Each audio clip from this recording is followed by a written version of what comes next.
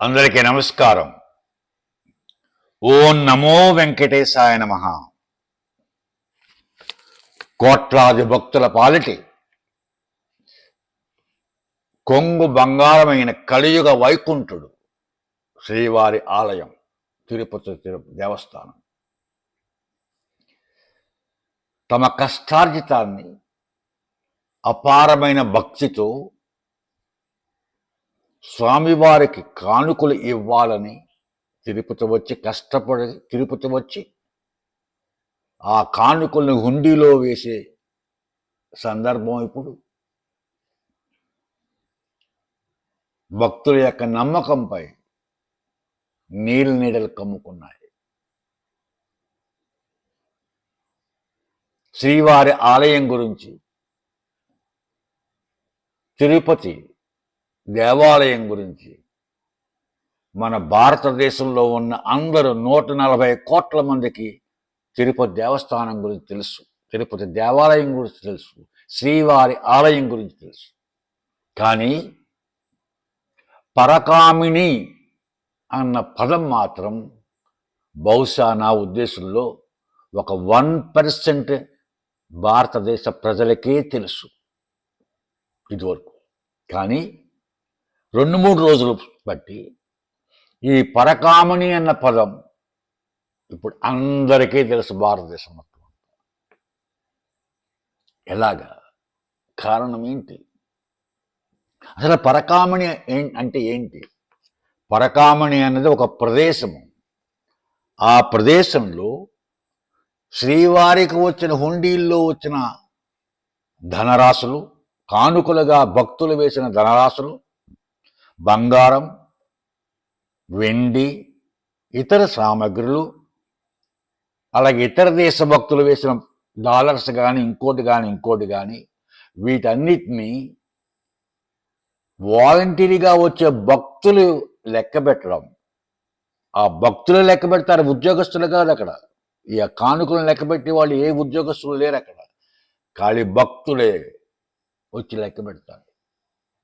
ఒక ప్రత్యేకమైన డ్రెస్ కోడ్తో వచ్చి, ఒక ప్రత్యేకమైన విధానంతో ఆ ధనరాశులను లెక్క పెడతారు. ఆ లెక్క పెట్టే ప్రదేశాన్ని పరకామిని అంటారు. ఇప్పుడు ఆ పదం అందరికీ తెలిసిపోయింది, భారతదేశం మొత్తం అందరికీ. ఇందుకు ముఖ్య కారణం ఏంటి? ముఖ్యంగా ఈ పరకామణి స్కామ్, పెద్ద స్కామ్ జరిగింది అక్కడ. ఆ స్కామ్ వల్ల ఏమైంది? తిరుపతి దేవస్థానం యొక్క నిర్వహణలో ఉన్న పారదర్శకత, చిత్తశుద్ధిపై అనేక తీవ్రమైన ప్రశ్నలు లేవనెత్తుతాయి. పారదర్శక మీద నమ్మకం పోతుంది ప్రజలకి. ఆ ఉద్యోగస్తులు, పాలక సభ్యుల మీద ఉన్న నమ్మకం కూడా సడలుతోని ప్రజలు, భక్తుల్లో. వీటన్నిటిని చూసిన తర్వాత కారణం ఏంటి? 2023 ఏప్రిల్ నెలలో సివి రవికుమార్ ఆ భక్తులు లెక్కబెట్టే పరకామణిలో భక్తులు లెక్కబెట్టినప్పుడు దాన్ని సూపర్వైజ్ చేయడానికి పెదజీయర్ స్వామి మఠం తిరుపతి అక్కడ ఉంది, కొండ మీద. ఆ మఠం నుంచి కొంతమంది ఉద్యోగస్తులు వస్తారు, సూపర్వైజర్స్. ఆ మఠం పంపాలి, అది సాంప్రదాయం, తిరుపతి దేవస్థానం సాంప్రదాయం. ఆ పెదజీయర్ స్వామి మఠం ఉద్యోగస్తుల యొక్క సూపర్విజన్లో ఈ భక్తులు లెక్క పెట్టారు ఆ ధనరాశులను. అది పద్ధతి. అలా పెదజీయర్ స్వామి మఠం నుంచి వచ్చిన ఒక ఉద్యోగి, సూపర్వైజర్ సివి రవికుమార్ 2023 ఏప్రిల్ నెలలో ఇతర దేశస్తులు వేసిన డాలర్స్, $900 ఈక్వల్ 72,000 రూపాయలు ఆ రోజుల్లో. ఆ లోదుస్తుల్లో దాచి దొంగ నుంచి బయటికి వెళ్తుంటే విజిలెన్స్ వాళ్ళు పట్టుకున్నారు. రెడ్ హ్యాండెడ్గా దొరికేశాడు.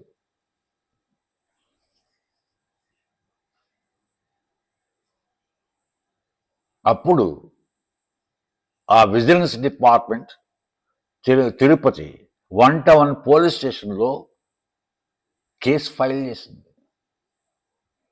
తదనంతరం ఛార్జ్ షీట్ కూడా ఫైల్ చేశారు.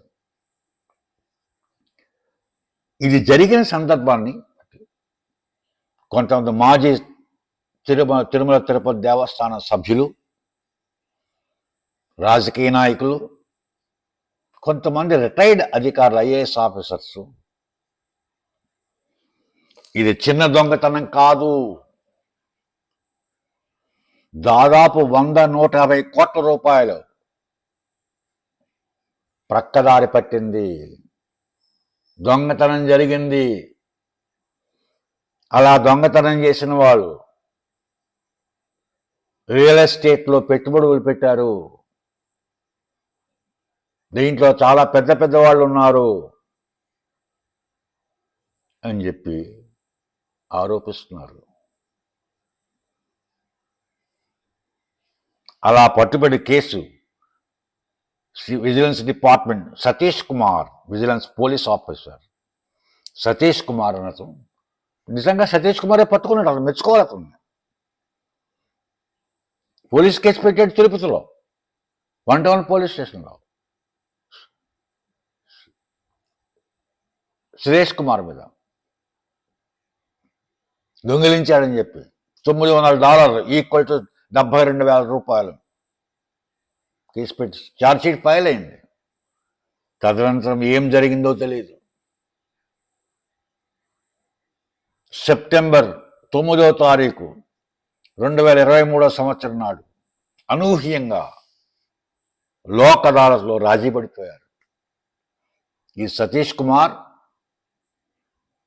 రాజీ పడ్డాడు. ఎలాగ రాజీ? ఈ రవికుమార్ సంపాదించిన ఆస్తుల్లో కొన్ని కోట్ల రూపాయలు ఖరీదు చేసే స్థిరాస్తులు తిరుమల తిరుపతి దేవస్థానానికి అంటే శ్రీవారికి విరాళంగా ఇవ్వడానికి, తద్వారా ఈ కేసును లోక్ అదాలత్లో రాజీ పడడానికి, దొంగతనం అనే మాటే లేకుండా అతని మీద కేసులన్నీ కొట్టేయించడానికి ఒక రాజీ పడ్డారు. అలా రాజీ పడడానికి అప్పుడు అధికారుల్లో ఉన్న పెద్దల యొక్క ఫోర్స్ ఎక్కువగా ఉంది అని విజిలెన్స్ వారు కూడా బయటపెట్టారు. రాజీ పడ్డారు. ఆస్తులు రాసి ఇచ్చేసాడు అతను, దేవస్థానం తీసేసుకుంది, అయిపోయింది. ఇదంతా తెలిసి తిరుపతి వాస్తవ్యులు, ఒక journalist and advocate also, Srinivas అనే ఒక వ్యక్తి తిరుమల తిరుపతి దేవస్థానం ఈఓ గారికి కంప్లైంట్ చేశాడు. అప్పుడే ఇలా జరుగుతోంది, ఇది న్యాయబద్ధం కాదు, ధర్మబద్ధం అసలే కాదు, అంటే దేని మీద విచారణ జరిపించాలి అని తిరుమల తిరుపతి దేవస్థానం ఎగ్జిక్యూటివ్ ఆఫీసర్కి కంప్లైంట్ చేశాడు. ఆయన కంప్లైంట్ మీద ఏమీ చర్యలు తీసుకోలేదు. తరువాత ఈ ప్రభుత్వం వచ్చిన కొత్తలో అదే శ్రీనివాస్ మా కంప్లైంట్ మీద తిరుమల తిరుపతి దేవస్థానం ఏమీ చర్యలు తీసుకోలేదు, అంచేత వాళ్ళ మీద మీరు చర్యలు తీసుకోండి, విచారణ జరిపించి అని ఆంధ్రప్రదేశ్ హైకోర్టులో ఫైల్ చేశాడు కేసు. అప్పుడు కదిలింది తొట్ట అంటాను. ఆంధ్రప్రదేశ్ హైకోర్టు ఇమ్మీడియట్గా సిఐడి వాళ్ళకి ఆదేశించింది. దానికి సంబంధించిన ఫైల్స్ అన్నీ లోక్ అదాలత్ రాజీ పడిన దగ్గర నుంచి, ఈ శ్రీనివాస్ ఎగ్జిక్యూటివ్ ఆఫీసర్కి ఇచ్చిన కంప్లైంట్ దగ్గర నుంచి, అసలు ఈ పరిక్రమణిలో సంబంధించిన ఈ కేసుకు సంబంధించిన ఫైల్స్ అన్నీ కూడా హ్యాండ్ ఓవర్ చేసుకుని కోర్టుకు సబ్మిట్ చేయమని చెప్పి సిఐడికి ఆర్డర్ ఇస్తుంది. వాళ్ళు తొందరగా యాక్షన్ తీసుకోకపోతే పోలీసుల మీద యాక్షన్ తీసుకుంటా అని చెప్పి ఆర్డర్ ఇచ్చి డీజీపీని కోర్టుకు పిలిపిస్తానంది. అప్పుడు పరిగెట్టుకు వెళ్ళారు సిఐడి తిరుపతి. మొత్తానికి అన్ని ఫైల్స్ తీసుకుని హైకోర్టు సబ్మిట్ చేశారు మొన్న 3 రోజుల క్రితం. అప్పుడు హైకోర్టు వాటి ఫైల్స్ అన్ని చదివి ఆర్డర్ వేసింది. ఏమని? తిరుమల తిరుపతి దేవస్థానం ఈవో, తిరుమల తిరుపతి దేవస్థానం బోర్డు సభ్యుల యొక్క చర్యలు సంతృప్తికరంగా లేవు, అంచేత వారి మీద విచారణ జరపాలి అని సిఐడిని ఆదేశించింది. అలాగే రవికుమార్ ఎవరైతే ఈ దొంగతనానికి పాల్పడ్డాడో ఆ రవికుమార్ సంపాదించిన ఆస్తుల మీద, రవికుమార్ యొక్క బంధువులు అందరి దగ్గర వాళ్ళందరి మీద ఉన్న ఆస్తుల మీద విచారణ జరిపించమని సిఐడికి ఆదేశాలు ఇచ్చింది గౌరవ కోర్టు, హైకోర్టు. అలాగే లోక్ అదాలత్ జడ్జి ఎవరైతే రాజీ పరిచారో లోక్ అదాలత్ జడ్జి, ఆ జడ్జి గారు ప్రోటోకాల్ సిస్టమ్ అంతా క్యాన్సిల్ చేసింది. ఆయన మీద విచారణ జరిపించండి. అలాగే ఆ లోక్ అదాలత్ చేసిన రాజీని క్యాన్సిల్ చేసింది హైకోర్టు.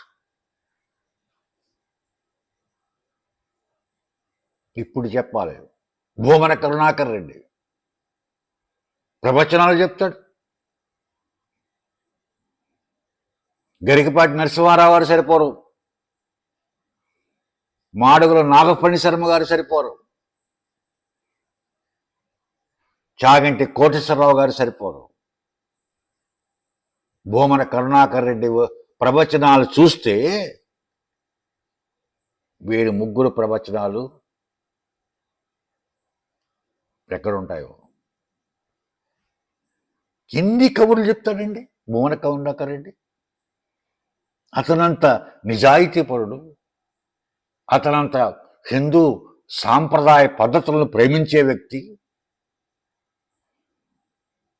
అతనంత చిత్తశుద్ధి ఉన్నవాడు ఇంతవరకు ప్రపంచంలో పుట్టలేదు, ఇక ముందు పుట్టడు అన్న విధంగా చెప్తాడు మాటలు.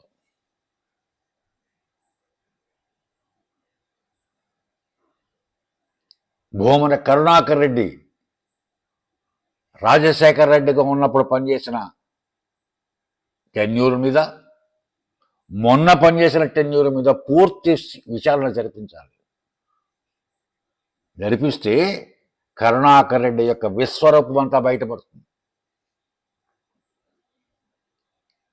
తిరుమల తిరుపతి దేవస్థానం సొమ్మంతా వాడాడండి తన కొడుకుని ఎమ్మెల్యే చేయడానికి మొన్న ఎలక్షన్ 2024 ఎలక్షన్స్లో.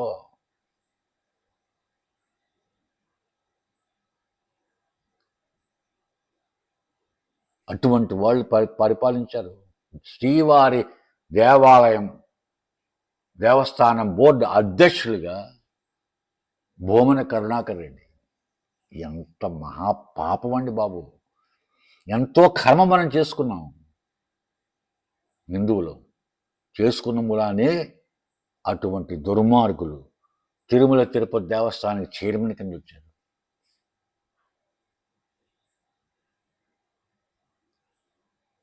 అలాగే వైఎస్ సుబ్బారెడ్డి, ఆయన ఎన్ని చెప్తారండి కబుర్లు. నా అంతట భక్తుడు లేడు అని చెప్తాడు ఆయన కబుర్లు. మరి ఏం చెప్తారు వీటికి సమాధానం? ఈ పరకామణిలో జరిగిన దొంగతనానికి ఏం చెప్తారు? ఎవరైనా ఆస్తులు ఇస్తే, మామూలుగా ప్రజలు ఎవరైనా స్థిరాస్తులు శ్రీవారికి ఇస్తే ఆ ఆస్తులు తీసుకునేటప్పుడు అన్ని వార్తాపత్రికల్లోనూ ప్రకటిస్తారు. పలానా వ్యక్తి పలానా సర్వే నెంబర్లో లేదా పలానా ఇంటి నెంబర్తో పలానా ఆస్తి, ఇన్ని ఎకరాలు, లేదా ఇన్ని బిల్డింగులు, ఇన్ని అంతస్తులు ఉన్న బిల్డింగులు, ఇవి శ్రీవారికి కానుగ్గా ఇద్దామనుకుంటున్నారు, దీని మీద ఎవరికైనా అభ్యంతరాలు ఉన్నాయా, ఉంటే తెలియపరచండి అని 30 రోజులు టైం ఇస్తారు. అలా అభ్యంతరాలు ఎవరి దగ్గర నుంచి లేని పక్షంలో మాత్రమే ఆస్తుల్ని విరాళంగా స్వీకరిస్తారు. కానీ ఇక్కడ అదేం లేదు.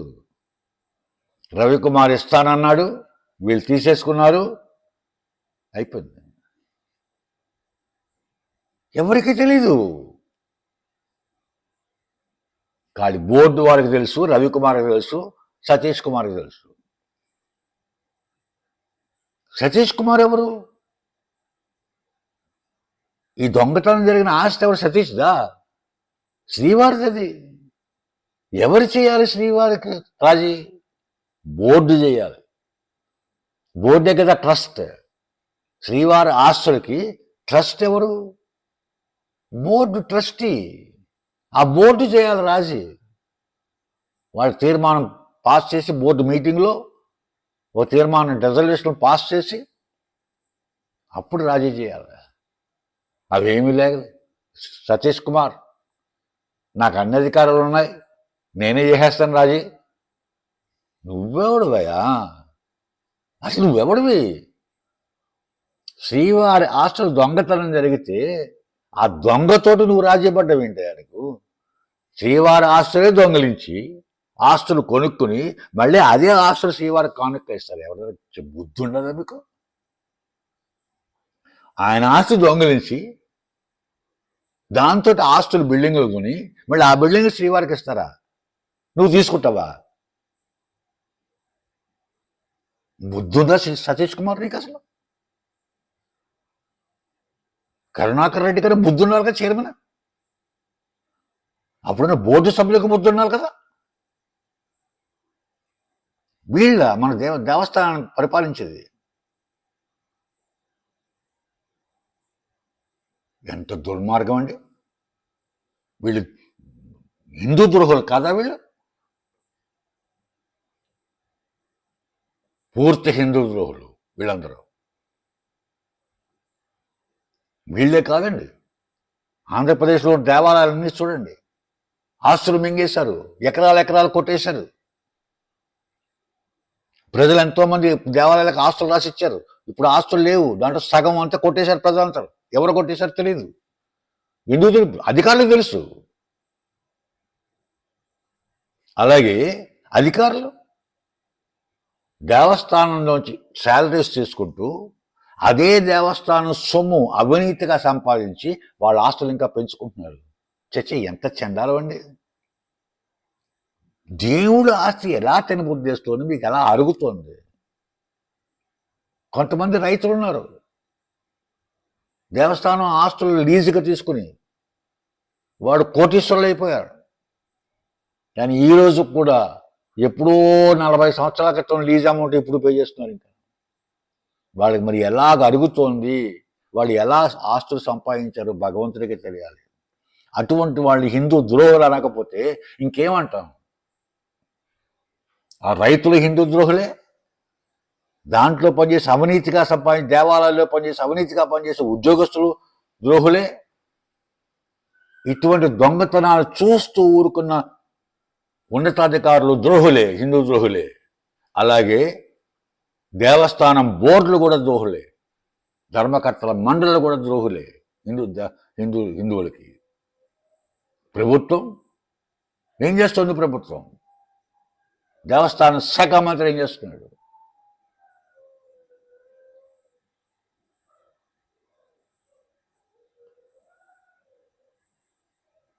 ఎటువంటి పరిస్థితుల్లో క్షమించకూడదు. వీళ్ళని ఘోరంగా శిక్ష వేయాలి వీళ్ళందరికీ. హిందూ మతాలన్నా, హిందూ మతం అన్నా, హిందూ దేవాలయాలన్నా, హిందూ భగవంతుడి యొక్క సొమ్మన్నా, ఆస్తన్నా ప్రజలకు లోకువైపోయిందండి.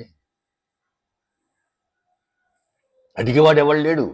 ఎవరు పడితే తినేయడమే, ఎంత పడితే తినేయడమే.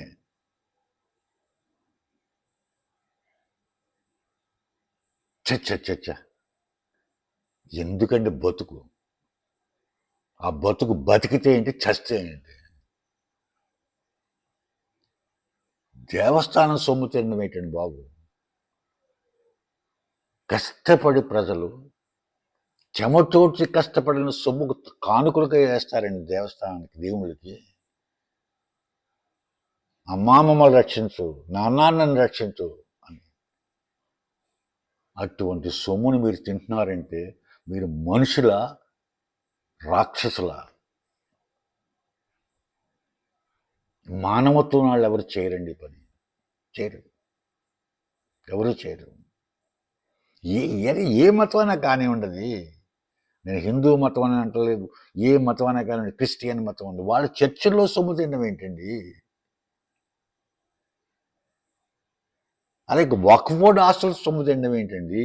దేవస్థానం వాళ్ళది దేవస్థానమే కదా, వక్ఫ్ బోర్డు కూడా దేవస్థానమే కదా, చర్చిలు కూడా దేవస్థానమే కదా, మనం తెలుగులో దేవస్థానం అంటున్నాం. భగవంతుడు అయితేనేంటండి? భగవంతుడి సొమ్ము తినడం ఏంటండి బాబు? చండాలం కాకపోతే, మహాపాపం కాకపోతే. మనిషి అన్నవాడు ఎవడు చేయడండి పని. మనిషి పుట్టినవాడు ఎవడు చెయ్యడు.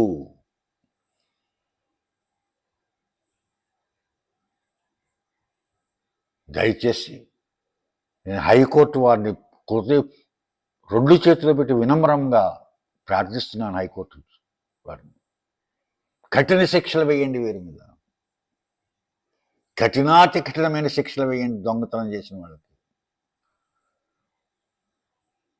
ఎవరిని క్షమించకండి. రాజకీయ నాయకులు కానీ, ఐఏఎస్ పెద్ద ఉన్నతాధికారులు కానీ, చిన్న అధికారులు అవని, పెద్ద అధికారులు అవనివ్వండి, రాజకీయ నాయకులు ఎవరిని కూడా క్షమించకండి. కఠినంగా శిక్ష వేసి మళ్ళీ ఎప్పుడూ ఎవరు కూడా దేవుడి యొక్క సొమ్ము ముట్టుకోకూడదు అన్న విధంగా శిక్షలు వేయండి. అదే హైకోర్టు వారిని కోరుతున్నాను, ప్రార్థిస్తున్నాను. నేను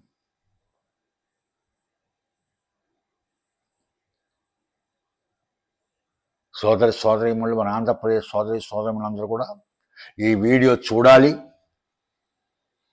చూసి అందరూ కూడా హైకోర్టు వారికి పోస్ట్ కార్డు ఉద్యమం ద్వారా అందరూ ఉత్తరాలు రాయండి.